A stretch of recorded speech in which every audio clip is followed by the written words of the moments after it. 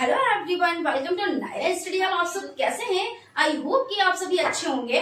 Friends, आज की video में हम बात करने वाले हैं जो आपकी टीजीटी पीजीटी की भर्ती है उससे रिलेटेड कुछ बात करेंगे, प्लस यूपी टेट कब तक आएगा उस पर बात करेंगे और एग्जाम कब तक होंगे उस पर भी बात करेंगे। सो आप लोग वीडियो में लास्ट तक बने रहिएगा और वीडियो को बिल्कुल भी स्किप ना कीजिएगा, ठीक है।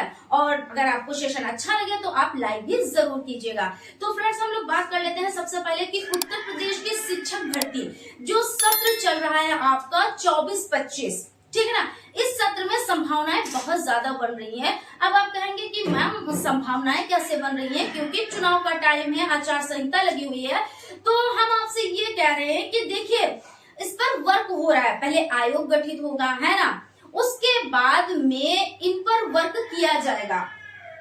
जो परफॉर्मा तैयार किया जा रहा है, जो रणनीतियां बनाई जा रही हैं, उसके अकॉर्डिंग यही चीज सामने आ रही है कि आप लोगों के जब जैसे चुनाव हो जाएंगे उसके बाद में रिजल्ट आ जाएगा और उसके बाद जो आपकी यूपी टीजीटी पीजीटी की जो वैकेंसीज हैं, यानी जो फॉर्म डाले जा चुके हैं, तो उनपे तो वर्क किया ही जाएगा। भाई क्यों नहीं वर्क किया जाएगा? क्योंकि आपने पैसे दिए हैं, आपने फॉर्म फिल किए हैं। हालांकि कुछ लोग तो ये चीज भी भूल चुके होंगे कि क्या हमने फॉर्म डाला भी है। तो आप लोग टेंशन बिल्कुल भी ना लें, आप लोग उस चीज को याद कर ले कि हाँ आपने फॉर्म डाला है और आप लोग तैयारी करें। और देखिए, इस भीड़ में, क्योंकि भीड़ बहुत ज्यादा है और आपको अपनी पहचान बनानी है, तो भीड़ में पहचान कैसे बनाते हैं? तो आपको क्या करना है, आपको बहुत अच्छे से तैयारी करनी है, बहुत अच्छे से स्टडी करनी है और ये नहीं सोचना है कि जब चुनाव हो जाएंगे उसके बाद रिजल्ट आ जाएगा, उसके बाद में जब आयोग गठित होगा फिर क्या होगा, तब हम उसके बाद में तैयारी कर लेंगे। तो आप लोग तब तैयारी के लिए ना सोचिएगा, तैयारी आप लोग अभी से स्टार्ट कर दीजिएगा, क्योंकि उन लोगों के पास भी जब आयोग गठित होगा और उसके बाद भी बहुत सारा वर्क करना रहेगा। और सबसे बड़ा चैलेंज क्या है कि जो प्रश्न पत्र है उनको बचाना, क्योंकि देखा जा रहा है काफी टाइम से ये चीजें चल रही हैं कि जब भी एग्जाम की कोई बात आती है, एग्जाम कराए जा रहे होते हैं, तो एग्जाम के दिन यानी प्रश्न पत्र उस दिन मिलना चाहिए, टाइम पर मिलना चाहिए, और पेपर क्या होता है, लीक हो जाता है। तो अभी तक जो आयोग गठित होगा वो उसका पहला ये होगा एग्जाम की कंडक्ट कराएगा। तो अभी कोई ये चीज नहीं है कि किस तरह से सुरक्षा और सावधानी किस तरह से बरती जाए और किस तरह से ये प्रक्रियाएं की जाए कि जो प्रश्न पत्र है वो लीक ना हो। तो इस तरह से ऐसे सेंटर भी बनाए जाएंगे जहां पर ये सब चीजों की संभावनाएं ना बन सके, क्योंकि देखिए इतनी भीड़ है। अब जैसे हम यहाँ पे देख सकते हैं टीजीटी फॉर्म कितने डाले गए हैं, तो 13 लाख। अब 13 लाख में और वैकेंसीज कितनी है, मात्र 4100। अब 13 लाख में 4100 यानी कंपटीशन बहुत ज्यादा टफ होने वाला है, आप लोग समझ सकते हो। और इसी में उन लोगों की भी गिनती होती है जो पेपर को लीक कराते हैं। फिर मेहनत वालों का क्या है ना, क्योंकि मेहनत जो करते हैं वो कहीं ना कहीं पे पीछे रह जाते हैं, और जो पेपर लीक करवाते हैं, क्योंकि कोई तो ऐसे हैं जो लीक करवाते हैं और उनको बेनिफिट मिलता है ना। तो इन सभी चीजों पर वर्क होगा, तो इसके लिए तो टाइम चाहिए। लेकिन आप लोग टेंशन ना ले, सबसे पहले जब वर्क होगा तो जहां तक संभावनाएं बन रही हैं कि वर्क यूपी टीजीटी पीजीटी पर ही सबसे पहले वर्क किया जाएगा। उसके बाद बात कर लेते हैं टीटी एग्जाम इसका।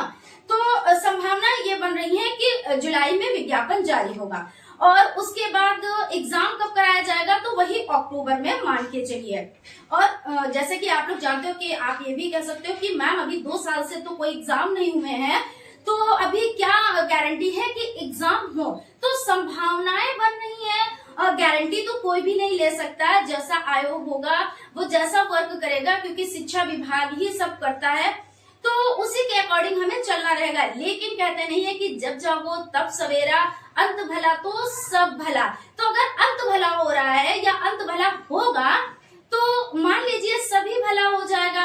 और अगर बात करें कि यूपी टीटी से आपको यानी सीट तो नहीं मिलेगी, ये तो आपको पता है, इससे सीट नहीं मिलती है। सीट के लिए तो आपको सुपर टेट क्वालिफाई करना होता है, और सुपर टेट की तो बात अभी हो ही नहीं सकती। अभी कोई भी ऐसी कोई न्यूज निकलकर सामने नहीं आई है। जब भी इस तरह से कोई बात होती है, कोई भी न्यूज निकल कर आती है, तो क्या निकल कर आती है कि जो अध्यापक यानी जो शिक्षक और छात्र अनुपात है वो लगभग बराबर है। बराबर का मतलब ये है कि हमारे जितने छात्र हैं उस हिसाब से शिक्षक इनफ हैं, मतलब बड़ा ठीक है।